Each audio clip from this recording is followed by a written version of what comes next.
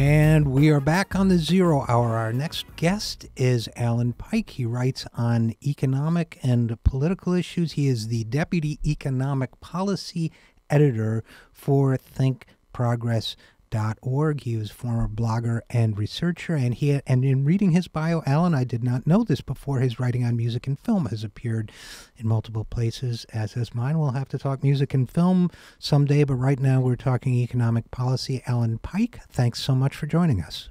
Absolutely. It's good to be here. Thanks a lot, RJ. You bet. And I wanted to talk, you've written a number of good pieces lately, but I wanted to talk especially about one where I think we largely agree and perhaps partially disagree in presentation, but we can talk it through and see where we wind up. And the piece was in Think Progress was entitled, "How Can Federal Spending for Children Achieve the Same Protected Status as Spending on the Elderly?"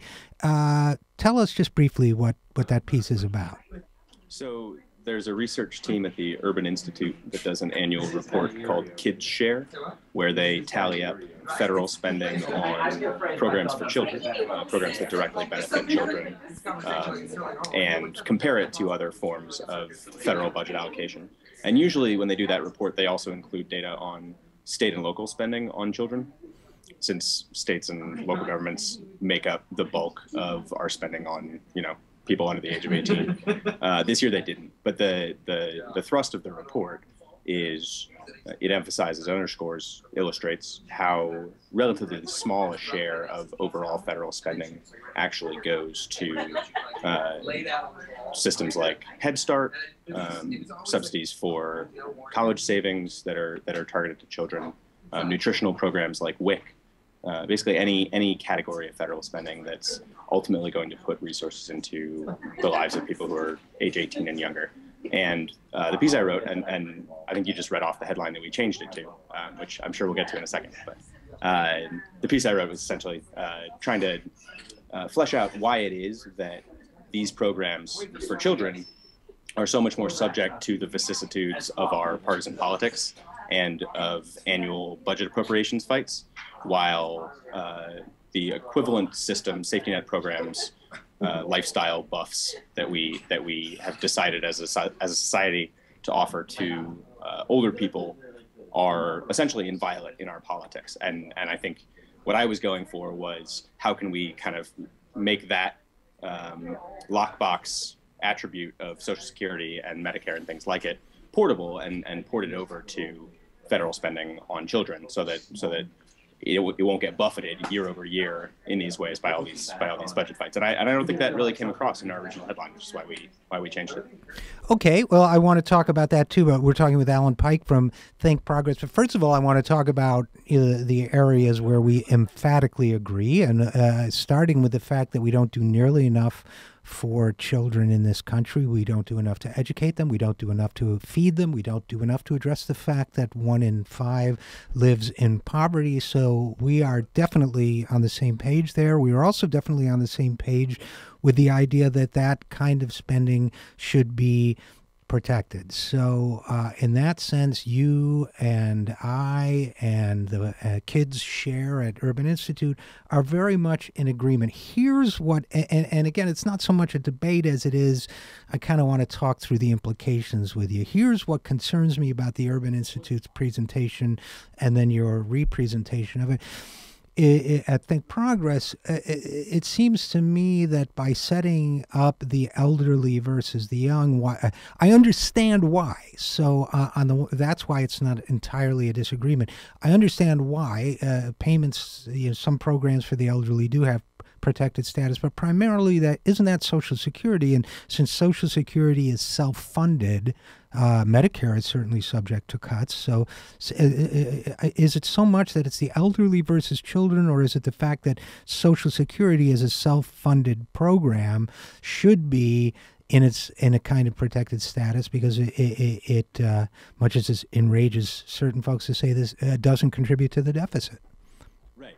Yeah, it's an earned benefit. Yeah, Yeah. I think we do agree about that, and that was the idea behind the piece, and the thing that jumped out at me after reading the report was that contrast between the way that Social Security's from its inception was designed to be kind of above the tumult, outside of the fray of partisan politics and annual fights over how to spend money, because it would fund itself. And yeah, it's not about in any way pitting programs for the young against spending for the old. These are two essential functions of any government, of any sophisticated modern society, developed country. Certainly ours, we're the biggest economy in the world. We're the most successful and well-resourced mass society that the planet's probably ever seen in some ways. It doesn't make any sense to say, well, we can only take adequate care of our young people or our old people. We have to choose. And I don't think that's, I can't speak for the Urban Institute. I don't think that's what they're driving at either. It's certainly not what we were. But our original headline sort of. And what was your original headline again? It was something like, why is federal spending on children always on the chopping block, but spending on the elderly is inviolate? It was something like that. Yeah. I know because I got a lot of feedback on it from readers in various contexts. I think it left exactly the wrong impression with people. Because it framed it up as being a this or that. You got to choose one. You can only have one of these two nice things, America, and you have to choose.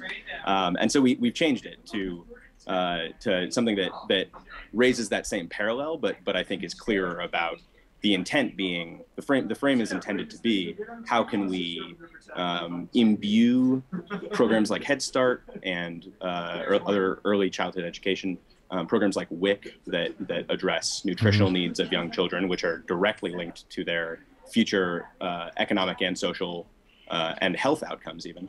How can we imbue those programs with the same kind of a permanent self-financing mechanism, or just something that legislatively can protect them from these annual, especially in the context of the last 5 years or so of budget negotiations in Washington, has been a constant crisis that is always used as an excuse to cut something.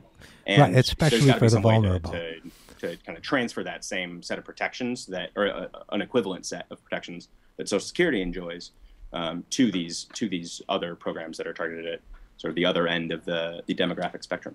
Well, we're talking with Alan Pyke of Think Progress. I'm sort of getting it now, Alan, and I think that.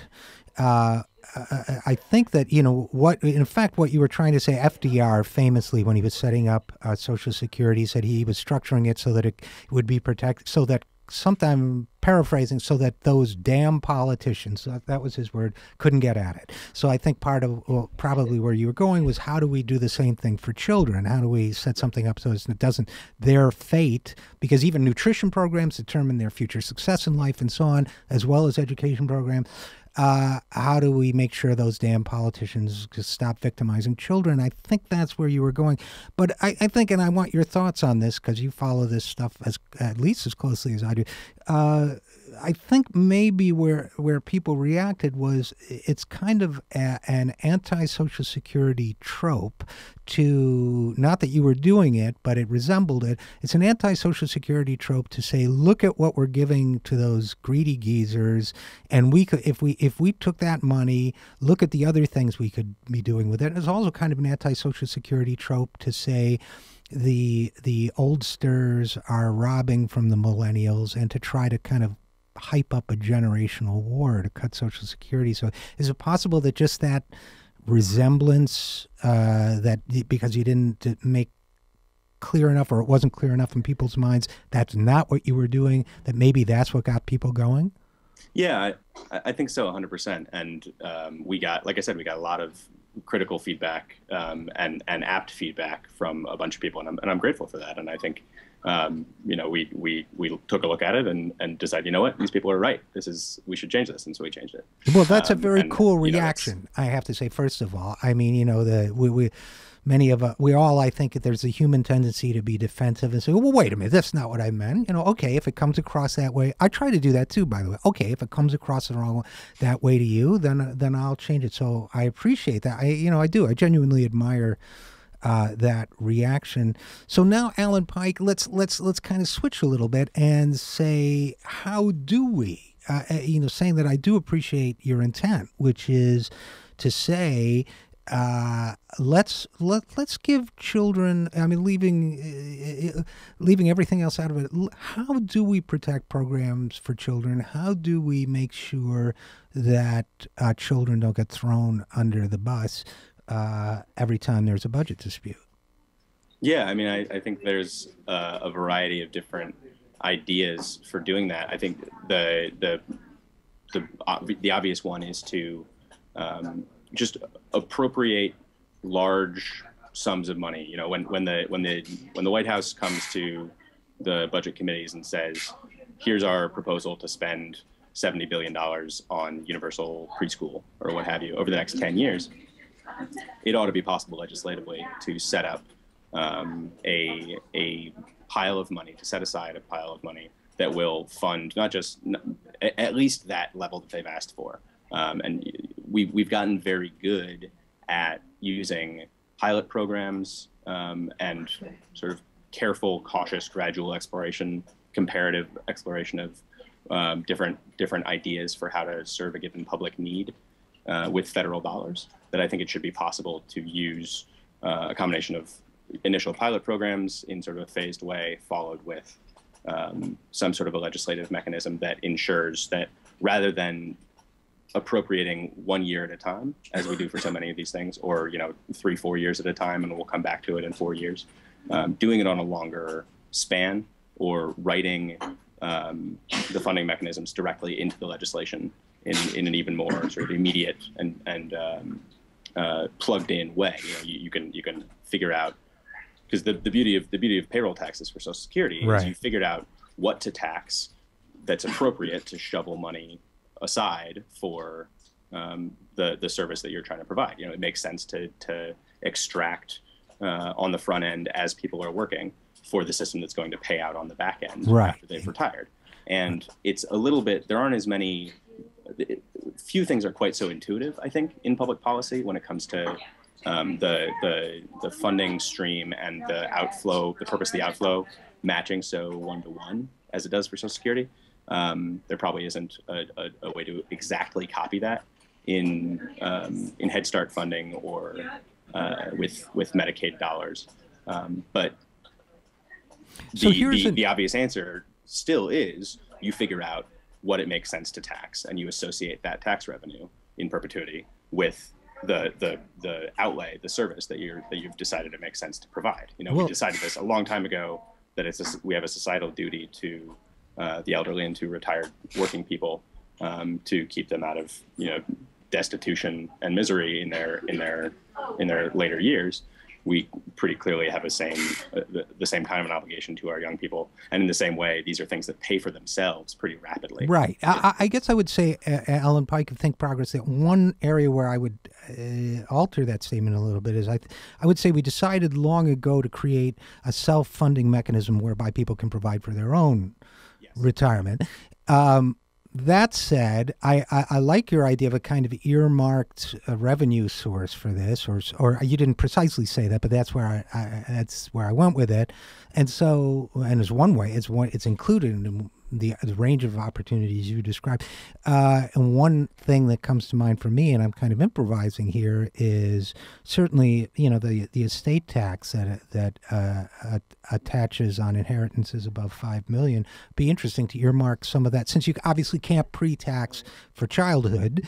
It's the beginning of life. An estate tax on the wealthy that would ensure that on the wealthiest among us, that would ensure that the least wealthy among us are provided for in childhood. Wouldn't that be one way to do it? Yeah, I like that. That has the same kind of element of sort of a thematic connection that I think makes sense, and because it makes sense, makes it politically defended. Sort of, it bakes bulwarks into the cake. To mix a Marshall metaphor and a foodstuffs metaphor. Right. But yeah, that would make a lot of sense. And that's a great example of how reliant, so a lot of the bulk of the spending, the federal spending that this urban report documents and that we wrote about it at TP, comes through the tax code. It's primarily deductions and refundable tax credits, both tied to having dependent children. And that's the primary mechanism by which, at the federal level, because again, state and local education dollars are the bulk of the overall public spending on young people. But at the federal level, the primary way in which we try to make sure that we're funneling resources on a sort of rolling basis back to children is through the tax code. And what these numbers illustrate in part is that that those tax structures do channel significant money to parents and to children, but they don't. They're not sufficient. They're a necessary but insufficient thing. I really like the idea of using the estate tax to address this generational stuff. The Eskow Pyke tax, it shall be known henceforth, and me first only because it's alphabetical. Unfortunately, we're going to have to leave it there. But Alan Pyke, thanks for coming on the program. Thanks for highlighting a great issue. Thanks for being so responsive to input. And it's always good to talk to you. You too. You too. Thanks a lot for having me on. I appreciate it. You bet. And we will be right back after this. I'm Richard RJ Eskow, and this is The Zero Hour.